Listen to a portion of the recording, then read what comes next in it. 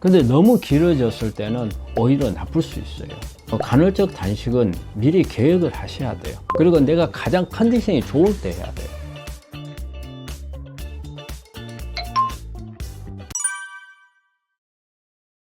근데 이제 정기적으로 먹는 식사를 한번 생각해 볼 필요가 있어요. 정기적인 식사를 하면 아침, 점심, 저녁을 말하잖아요. 그러면 우리 대부분 우리 일상생활에서 보면 아침에는 우리가 한 7시에서 8시 사이에 밥을 먹겠죠. 점심 때는 11시부터 뭐 1시 정도 먹는다고 생각을 하고, 저녁을 우리가 보통 식사를 특별하게 관리하는 사람들이 아니면은 보통 한 7시에서 8시, 9시 사이에 이렇게 먹어요. 자, 그러면 이제 우리 암 환자일 경우에는 지금 아침에 예를 들어서 내가 7시에 먹었다. 그리고 저녁에 7시에 먹었다. 몇 시간 동안 이제 먹는 시간이 12시간이잖아요. 나머지가 쉬는 시간이 12시간이 되는데, 이제 이렇게 먹는 패턴과, 그리고 이제 우리가 간헐적 단식이라고 하면은 몇 가지 방법이 있어요. 간헐적 단식은 무조건 고정되어 있는 16대 8이라고 되어 있는 그런 부분들, 우리가 일반적으로 매일 하는 경우 같으면 16대 8이에요. 즉 뭐냐면 8시간 이내에 식사를 하고 16시간 휴식을 취하는 걸 말하거든요. 그것도 그 외에 또 5대 2라는 방법도 있어요. 5일간은 일반적인 식사를 하고 이틀 동안은 아주 칼로리를 줄여서 먹는 이제 이런 방법들도 간헐적 단식이라고 하거든요. 그래서 간헐적 단식은 계속 하는 방법이 아닙니다. 어느 정도 기간을 정해놓고 하는 방법이에요.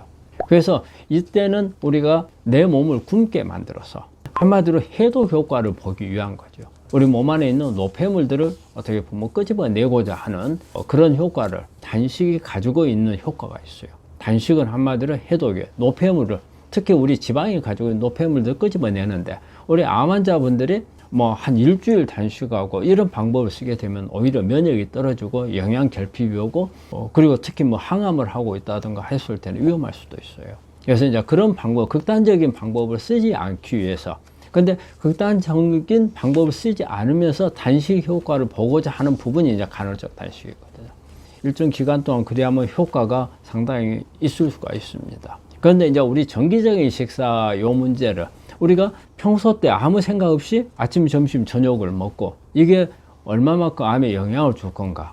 근데 우리가 이제 과학적으로 이를 보자면 우리가 정기적으로 먹는 식사는 어떻게 보면 조금 패턴을 조절하지 않으면 문제점이 될 수 있는 부분이 있어요. 특히 어떤 부분이냐, 저녁 식사예요.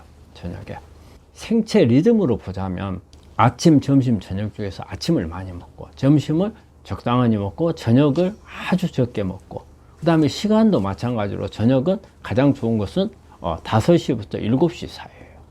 대부분 사람들이 5시에서 7시 사이에 먹는 분들이 그렇게 많지 않아요.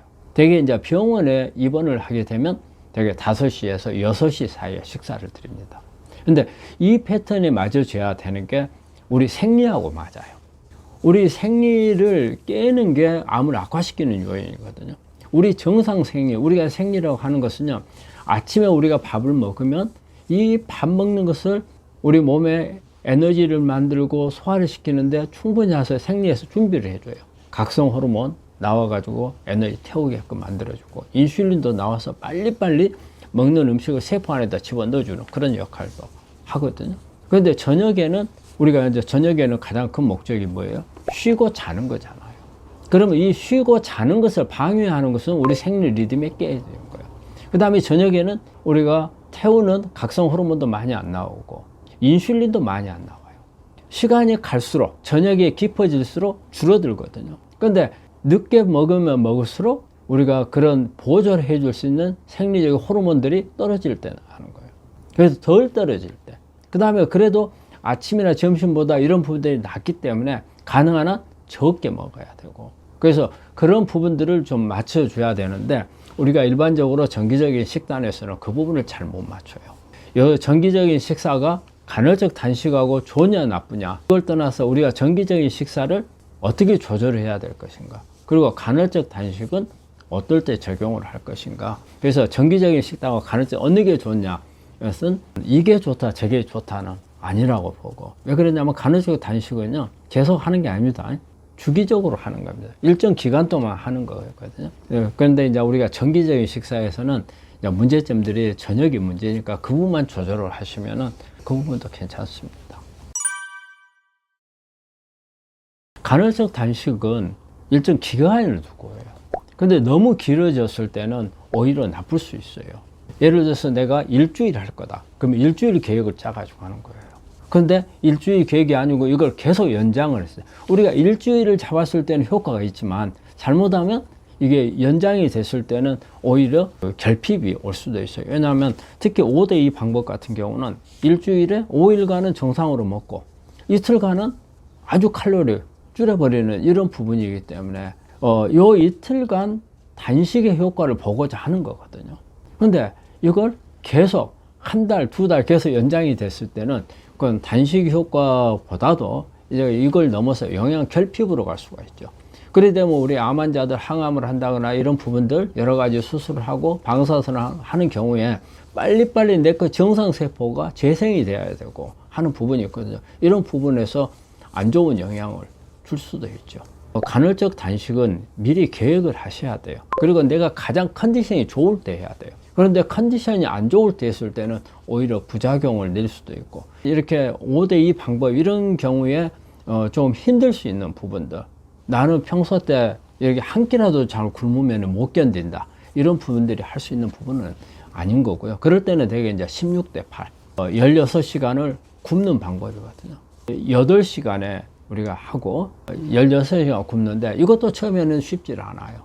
사실 여러분들이 실제 한번 해보시면 8시간이면 아침에 7시에 밥을 먹었다. 그리 되면은 어때요? 오후 벌써 한 3시 정도까지 그 이후로는 안 먹어야 된다는 그런 의미가 되거든요. 아침을 많이 먹고 점심을 조금 늦게 먹고 이런 방법을 취해야 되거든요. 그리고 저녁을 굶는 방법, 그 다음에 간식도 안 먹어야 되거든요. 그래서 이것을 하려면은 어느 정도 본인이 연습이 필요해요. 그래서 이런 부분들을 잘 적응하지 못한 사람들은 하기가 어렵고, 또 이 부분을 한다 하더라도 내가 너무 힘든 가운데 하게 되면 스트레스가 또 많아요. 미리 간헐적 단식을 내가 해야 되겠다 한다면 미리 준비를 해서 워밍업이 또 필요해요. 내가 처음에는 8대 6이지만은 그러지 않고 뭐 10대 14를 해본다든지 이래 가지고서 어느 정도 적응을 하면 9대 15를 한다든지, 그래서 늘려가면서 이렇게 하는 게 오히려 바람직할 겁니다.